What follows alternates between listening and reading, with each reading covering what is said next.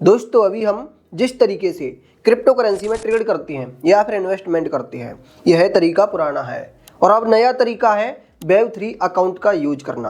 अभी Web3 account क्या है, इसका सेटअप कैसे करते हैं, इसमें फंड डिपॉजिट एंड विड्रॉल कैसे करते हैं और इसमें कितना रिस्क है और कितना यहाँ पर सेफ्टी है या फिर इसमें कितने प्रॉफिट के चांसेस हैं, ये सब कुछ आज की इस वीडियो में हम जानेंगे। साथ ही जानेंगे कि यहाँ पर चार्जेस, दोस्तों चार्जेस तो इतने लगते हैं कि आप देखकर चौंक जाओगे। तो खैर मैं आपको अभी ये आगे बताऊंगा। तो कहने का मतलब ये है कि ये टू जेड मैं आपको सब कुछ बताने वाला हूँ क्रिप्टो वेब3 अकाउंट के बारे में। तो चलिए दोस्तों इस वीडियो को शुरू करते हैं और अगर आप पहली बार हमारे चैनल पर आए हैं तो इस वीडियो को लाइक करना एंड चैनल को सब्सक्राइब कर लेना। अब देखो सबसे पहले हमें ये सिलेक्ट करना पड़ता है कि हम वेब3 का अकाउंट कहाँ पर खोलें।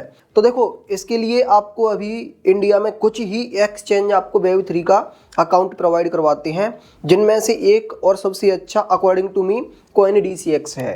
तो CoinDCX का लिंक मैं आपको इस वीडियो के डिस्क्रिप्शन में दे दूंगा। अब मैं आपको ये बताता हूँ कि वेब3 अकाउंट का सेटअप कैसे करेंगे और ट्रेडिंग तक का पूरा सफर, एंड ट्रेडिंग में अगर आपको प्रॉफिट होता है तो विड्रॉल कैसे करते हैं, सब कुछ बताने वाला हूँ, आप कंटिन्यू रहो। तो देखो गाइस, सबसे पहले हम CoinDCX अकाउंट पर लॉगिन करेंगे एंड एक्सचेंज से हम वेब3 के अकाउंट पर जाएंगे और आपको दिखाने के लिए मैं एक फ्रेश वेब3 अकाउंट का यूज कर रहा हूँ। तो सबसे पहले हम इस अकाउंट को एक्टिवेट करेंगे। तो यहाँ पर दोस्तों आपको इसकी कुछ मूल बातें समझना जरूरी है। वैसे तो लोग इन्हें नहीं समझना चाहते, इसीलिए क्रिएटर अपने वीडियो में नहीं बताते, बट ये जानना आपको सबसे इम्पोर्टेंट है, इसीलिए मैं इन्हें स्किप नहीं कर रहा हूँ और आप इन्हें जानो। तो देखो पहले पॉइंट में लिखा हुआ है कि आपका जो वेब3 अकाउंट है यह आपके गूगल अकाउंट से लिंक होता है, मतलब कि ईमेल आईडी से। अगर फ्यूचर में आपका ईमेल आईडी लॉस्ट हो जाता है या फिर आप इसमें लॉगिन नहीं कर पाते हैं तो फिर आपके इन्वेस्टमेंट का क्या होगा, खैर ये मैं आपको भी आगे बताऊंगा। एंड CoinDCX वेब3 पर जो अर्ली स्टेज डिजिटल एसेट होते हैं, मतलब कि जो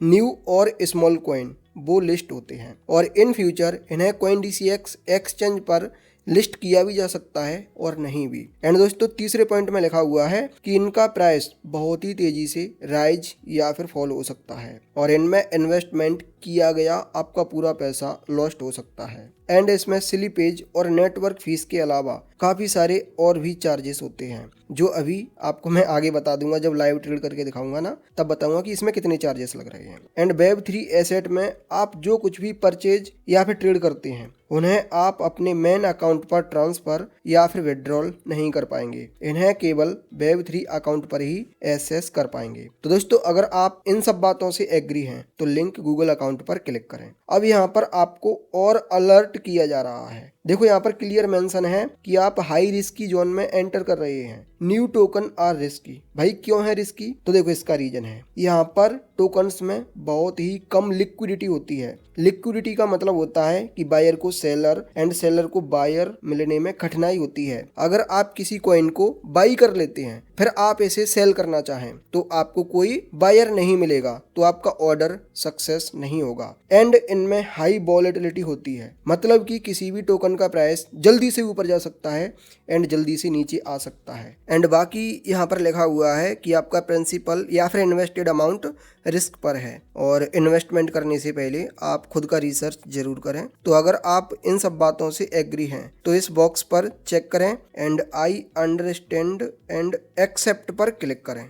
तो इतना प्रोसेस करते ही आपका अकाउंट बन चुका है। अब इसे सिक्योर करना जरूरी है और ध्यान रहे कि इसका एक्सेस केवल और केवल आपके पास होता है और आप इसे एक्सेस कर सकते हैं अपने ईमेल आईडी के थ्रू। अगर आपका ईमेल आईडी लॉस्ट होता है तो यहाँ पर आपको रिकवरी फाइल मिल रहा है। अब ये रिकवरी फाइल आपको कहीं अच्छी जगह पर सेव करना है। तो यहाँ पर आपको दो ऑप्शन मिल रहे हैं, मैं इसे दोनों जगह पर सेव कर लेता हूँ या फिर मैं इसका प्रिंट आउट भी निकाल के रख सकता हूँ अधिक सेफ्टी के लिए। और इस फाइल में बेसिकली एक कोड होता है जो आपको किसी के साथ शेयर नहीं करना चाहिए। और अगर फ्यूचर में आप ईमेल आईडी को भी लॉस्ट कर देते हैं और इस फाइल को भी लॉस्ट कर देते हैं तो आप वेब3 अकाउंट का एक्सेस नहीं कर पाएंगे, फिर आप अपने इन्वेस्टमेंट को भूल जाइए, क्योंकि यहाँ पर CoinDCX भी आपकी कोई हेल्प नहीं कर पाएगा। क्योंकि वेब3 वॉलेट की खासियत यही है कि इसका एक्सेस केवल और केवल ओनर के पास होता है, मतलब कि आपके पास। तो अब तक आपके अकाउंट का सेटअप हो चुका है, आप रेडी हैं इन्वेस्टमेंट करने के लिए। लेकिन गाइस, इन्वेस्टमेंट करने से पहले इसके सभी फीचर्स को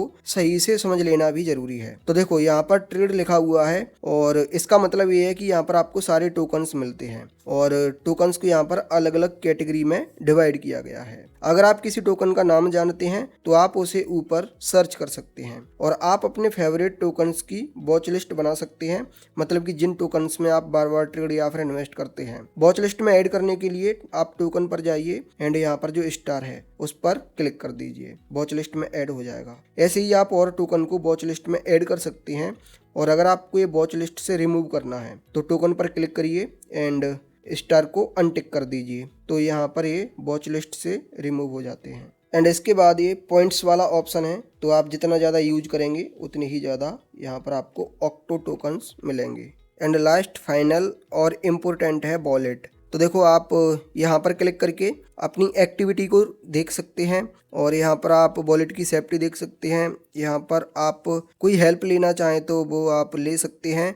एंड यहाँ पर Web3 वॉलेट की खासियत के बारे में आपको बताया गया है, तो आप ये जान सकते हैं। अब गाइस, इसमें आपको फंड डिपॉजिट करके दिखाता हूँ। तो देखो, फंड डिपॉजिट डायरेक्ट आपके बैंक अकाउंट से नहीं होता है, आपके CoinDCX अकाउंट से यहाँ पर फंड ट्रांसफ़र होता है। और यहाँ पर कुछ ऑप्शंस में आपको टोकन्स दिए गए हैं, इन टोकन्स के थ्रू आप फंड डिपॉजिट कर सकते हैं। और देखिए, आपको कौन सा टोकन सिलेक्ट करना है ये इस बात पर भी डिपेंड करता है कि आप Web3 में किस कॉइन को बाई कर रहे हैं और उसका पेमेंट आपको किस टोकन में करना है। खैर, अभी मैं आपको यहाँ पर दिखाता हूँ एथेरियम में फंड डिपॉजिट करके।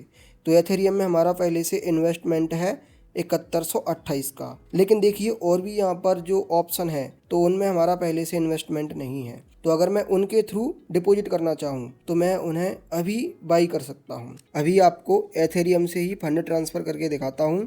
तो देखो, यहाँ पर हम क्वांटिटी भरेंगे एंड अवेलेबल में कितना है वो है, एंड यहाँ पर हम कुछ कम डालते हैं और इस प्रोसेस को कंप्लीट करने के लिए यहाँ पर स्वैप करना है। बट दोस्तों, ये हमारा इन्वेस्टमेंट है तो एथेरियम को मैं रहने देता हूँ। मैं आपको USDT ट्रांसफ़र करके दिखाता हूँ। और USDT का अभी हमारे पास होल्डिंग कम है, बट मैं और बाई कर लेता हूँ।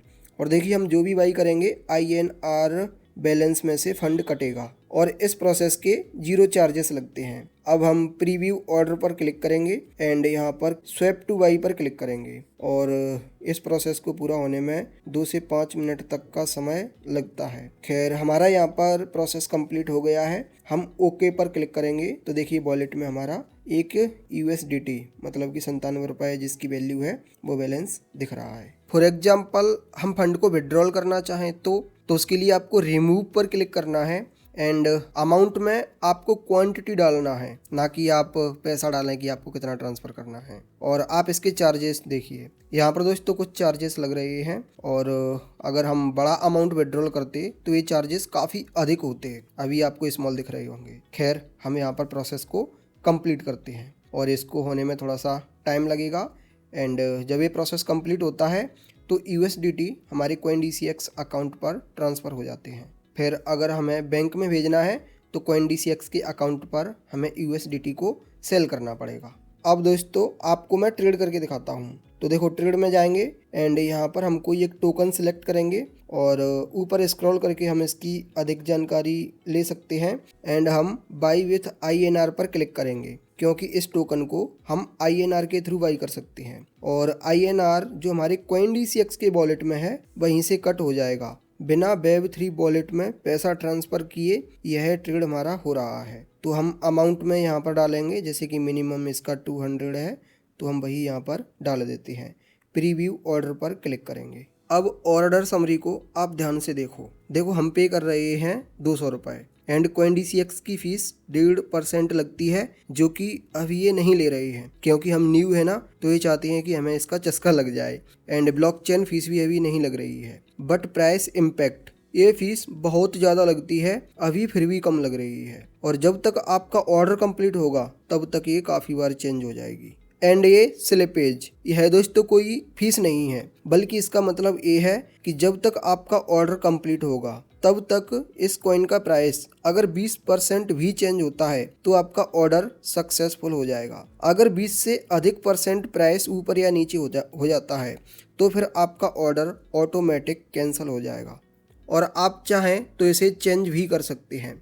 जैसे कि अभी मैं 2% का कर देता हूं और मैं इस ऑर्डर को कंप्लीट करता हूं, तो देखो ये यहाँ पर स्लिपेज की वजह से ही ऑर्डर हमारा कैंसिल हो गया। अब हम इसमें फिर से ट्रेड करते हैं और स्लिपेज को ऑटो मतलब कि 20% ही रखते हैं एंड अब देखिए यहाँ पर हमारा ऑर्डर सक्सेसफुल हो गया और इसमें जो प्रॉफिट एंड लॉस चल रहा है वह आपको दिख ही रहा है। अब इसे हम सेल करने जाते हैं, तो देखो इसका पेमेंट आप किस टोकन में लेना चाहते हैं वह आप चूज करिए। जैसे कि यहाँ पर हमने USDT चूज किया है एंड यहाँ पर आप क्वांटिटी फिल कर दीजिए और चार्जेस देखने के बाद ऑर्डर को कंप्लीट कर दीजिए एंड Web3 वॉलेट में आपके जो भी फंड्स हैं उन्हें आप CoinDCX में ट्रांसफ़र कर सकते हैं। अब देखो दोस्तों, आपने सब कुछ जाना Web3 अकाउंट के बारे में। अगर अभी आपका कोई सवाल है या फिर आपका कोई डाउट है तो हमसे कमेंट में ज़रूर पूछो। एंड दोस्तों, Web3 अकाउंट का यूज करना चाहिए या फिर नहीं करना चाहिए, तो देखो मैं ऑनेस्टली अपने लिए क्या सोचता हूँ, तो अभी मैं ये सोचता हूँ कि Web3 पर सेफ्टी हाँ है लेकिन रिस्क यहाँ पर ज़्यादा है, क्योंकि यहाँ पर हम स्मॉल कॉइन के लिए ही आएंगे। बिटकॉइन और एथेरियम तो हम डायरेक्ट एक्सचेंज पर ही ट्रेड या फिर इन्वेस्ट कर सकते हैं। अगर हम यहाँ पर आते हैं तो एक तो ट्रेडिंग फीस ज़्यादा लग रही है एंड दोस्तों रिस्क बढ़ जाता है। हम किसी कॉइन को खरीद कर उसमें फंस सकते हैं, या तो उसे बेच ना पाएंगे, उसमें काफ़ी कम लिक्विडिटी होगी, या फिर उसमें बहुत ही ज़्यादा वॉलेटिलिटी होगी, मतलब कि उसका प्राइस ऊपर जाएगा या फिर नीचे जाएगा, तो यहाँ पर लॉसेस के चांसेस ज़्यादा है। और रही बात सेफ्टी की, तो हम जो एक्सचेंज पर इन्वेस्टमेंट करते हैं उसे भी हम अपने कोल्ड वॉलेट में ट्रांसफ़र कर सकते हैं, तो वहाँ पर भी सेफ्टी बढ़ जाती है। ठीक है, तो दोस्तों ये मेरा ओपिनियन है, बाकी आपका ओपिनियन क्या है वो हमें कमेंट में बताना, क्योंकि अभी ये Web3 इंडिया में न्यू है और हालांकि फ्यूचर इसी का है, बट अभी आप इसके बारे में क्या सोचते हैं वो आप हमें कमेंट में बताओ। एंड आपको एक बार फिर से बोलूँगा कि CoinDCX का लिंक हमने वीडियो के डिस्क्रिप्शन में दिया है, और अगर आपको ये वीडियो पसंद आया है तो वीडियो को लाइक करो एंड चैनल को सब्सक्राइब जरूर कर लेना। Thanks for watching.